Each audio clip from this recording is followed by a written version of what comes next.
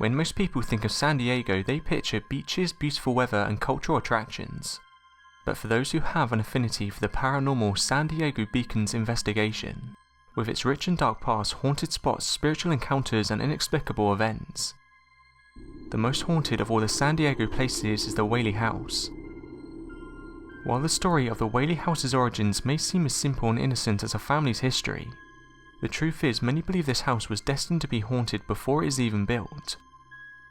The property was the site of one of the town's most famous public executions, that of the hanging of the infamous thief Yankee Jim Robinson.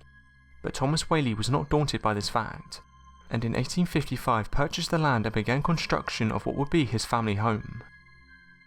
The house was a beautiful example of Greek Revival architecture.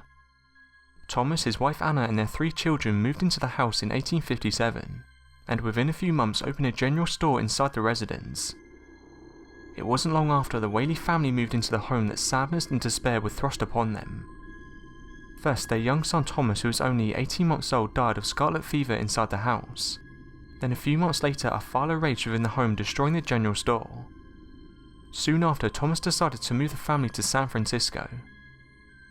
Several years later, in 1868, the Whaley family, which now included Thomas, his wife, and their 5 children, returned to the home.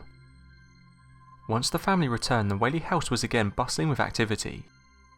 It became the headquarters for the city courthouse, a general store, and more. But in 1870, local merchants began to move to the newly established new town, abandoning Old Town and leaving it eerily quiet. Thomas Whaley was not ready to give up and continue to live in his home.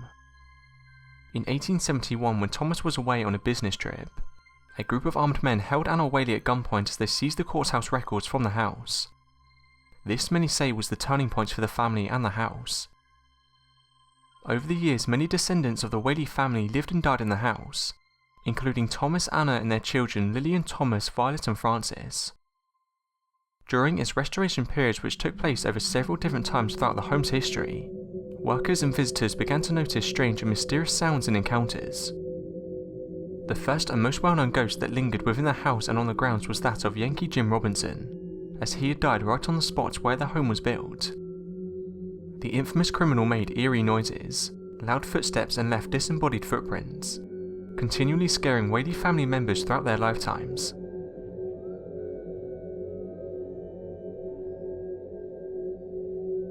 Thanks for watching, and don't forget to subscribe for more videos.